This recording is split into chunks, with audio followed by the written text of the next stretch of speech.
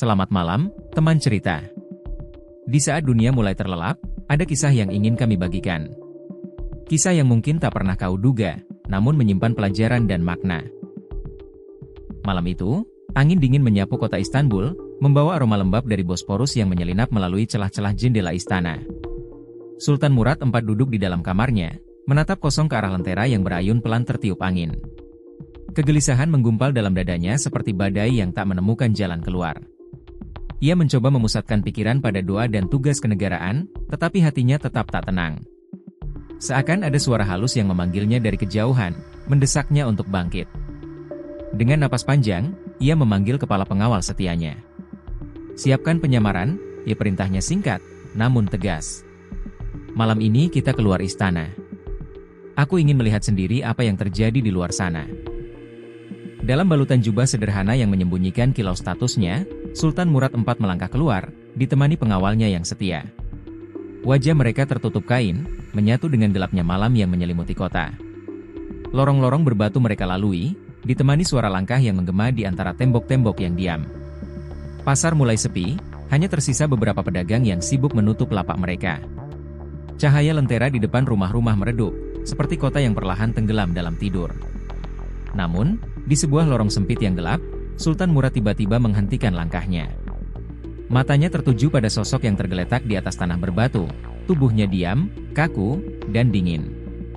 Sebuah keheningan yang berat menyelimuti tempat itu. Sultan mendekat, menekuk lutut di sisi tubuh pria itu, dan mengguncang bahunya perlahan.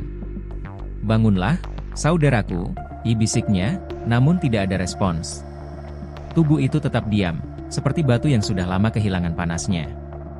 Kepala pengawal mendekat, memasang wajah serius sambil melirik ke sekeliling, memastikan tidak ada ancaman yang mengintai. Hati Sultan Murad bergetar, bukan karena takut, tetapi karena ia menyadari sesuatu yang lebih dalam. Kehidupan pria itu telah berakhir, dan tidak ada seorang pun di sekitarnya yang peduli. Sultan memanggil beberapa penduduk sekitar yang berdiri di kejauhan, menyaksikan dari balik bayangan. Mengapa tidak ada yang menolongnya? "Siapa pria ini?" tanya Sultan dengan nada tegas. Seorang pria tua menjawab dengan nada enggan, "Dia peminum dan pezina, tuanku. Tidak ada yang peduli pada orang seperti dia." Sultan Murad menatap pria itu dengan tajam. "Tapi bukankah dia seorang muslim? Bagaimana mungkin kalian meninggalkan jenazahnya begitu saja?" Orang-orang yang berkumpul terdiam, tak mampu menjawab pertanyaan Sultan Murad IV yang penuh teguran. Wajah mereka menunduk, sebagian menatap jenazah dengan raut bersalah, namun tidak ada satupun yang berani melawan stigma yang telah mereka bangun. Setelah beberapa saat, dengan sedikit enggan dan rasa terpaksa, mereka mulai membantu mengangkat jenazah pria tersebut. Sultan Murad dan kepala pengawalnya berjalan di depan, memimpin rombongan kecil yang diselimuti keheningan menuju rumah pria malang itu. Perjalanan itu terasa berat, bukan hanya karena jenazah yang mereka bawa, tetapi juga beban prasangka yang menggantung di hati. Ketika mereka tiba di depan sebuah rumah sederhana dengan pintu kayu yang sudah mulai usang, Sultan mengetuk pintu dengan hati-hati. Suara ketukan itu menggema di malam yang dingin, seperti memanggil sebuah kisah yang belum terungkap. Beberapa saat kemudian, pintu itu terbuka perlahan, memperlihatkan seorang perempuan muda dengan wajah pucat dan lingkaran hitam di bawah matanya, tanda malam-malam yang dihabiskan dengan kecemasan. Ketika ia melihat suaminya yang terbujur kaku, ia terhuyung mundur, tubuhnya lemas, lalu jatuh berlutut di ambang pintu. Tangisnya pecah, memenuhi lorong malam dengan suara duka yang memilukan.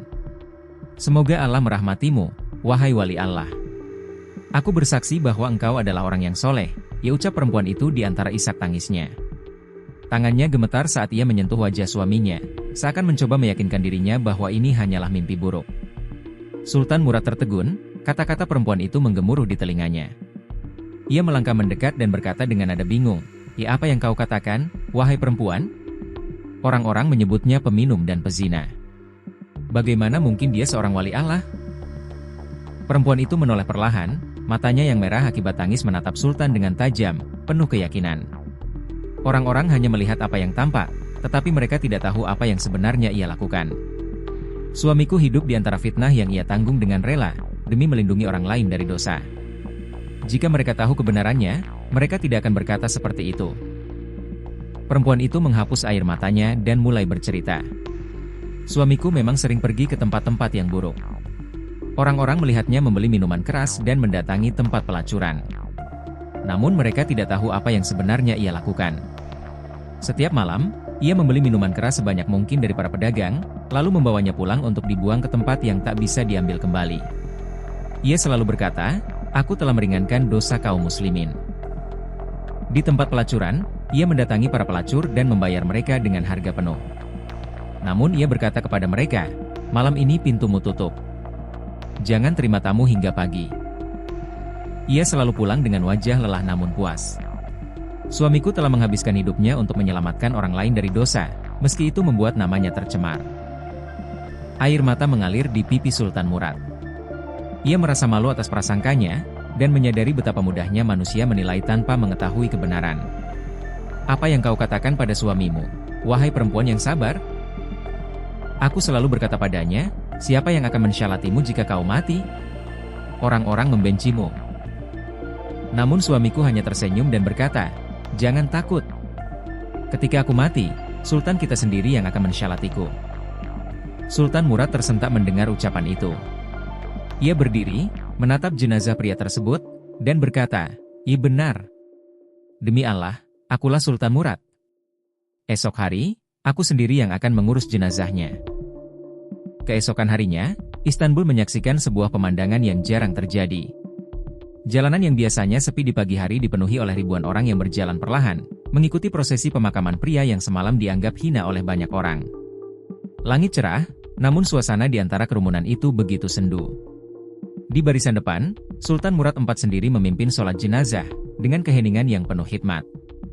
Di belakangnya berdiri para ulama terkemuka, wali Allah, dan tokoh masyarakat, semuanya bersatu dalam doa untuk pria yang kehidupannya telah mengajarkan pelajaran mendalam.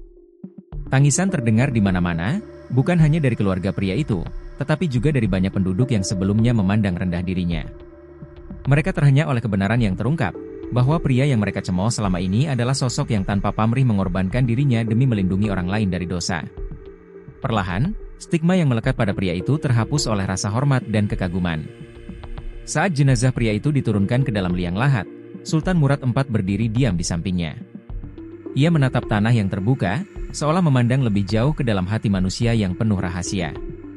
Hatinya diliputi rasa syukur dan penyesalan sekaligus. Syukur karena Allah telah memberinya kesempatan untuk menyaksikan kisah ini dan belajar darinya, penyesalan karena ia menyadari betapa mudahnya manusia terjebak dalam prasangka. Di hadapan para ulama dan rakyat yang berkumpul, Sultan Murad IV berbicara dengan suara yang tenang namun penuh ketegasan. Di hari ini, kita semua belajar bahwa manusia bukanlah apa yang tampak di permukaan. Di balik kelemahan yang kita lihat, mungkin tersembunyi kekuatan yang besar. Di balik keburukan yang kita sangka, mungkin ada kebajikan yang tak terduga. Janganlah kita menjadi hakim atas sesama, karena hanya Allah yang Maha Tahu apa yang ada di hati hambanya. Kata-kata itu membekas di hati semua orang yang mendengarnya. Banyak yang menundukkan kepala, merenungi diri mereka sendiri, sementara Sultan Murad melangkah pergi dari pemakaman dengan langkah mantap. Di dalam hatinya, ia membuat sumpah yang tak akan ia lupakan. Menjadi pemimpin yang tidak hanya adil, tetapi juga penuh kasih, berhati-hati dalam menilai, dan selalu mencari kebenaran sebelum memberikan keputusan. Hari itu bukan hanya menjadi penghormatan terakhir bagi seorang pria yang rela menanggung aib demi kebaikan orang lain, tetapi juga menjadi momen perubahan bagi Sultan Murad IV. Ia kini membawa semangat baru untuk memimpin kerajaannya dengan kebijaksanaan yang lebih mendalam, sebuah kebijaksanaan yang lahir dari lorong sempit Istanbul dan seorang pria yang dianggap hina, tetapi ternyata adalah jiwa yang mulia. Terima kasih sudah mendengarkan cerita kami malam ini. Jangan lupa untuk like, komen, dan subscribe agar tidak ketinggalan kisah-kisah menarik berikutnya. Jika kamu punya cerita yang ingin dibagikan, tulis di kolom komentar atau kirimkan ke email kami. Sampai jumpa di cerita selanjutnya, dan semoga malam ini menjadi malam yang indah untukmu. Selamat beristirahat.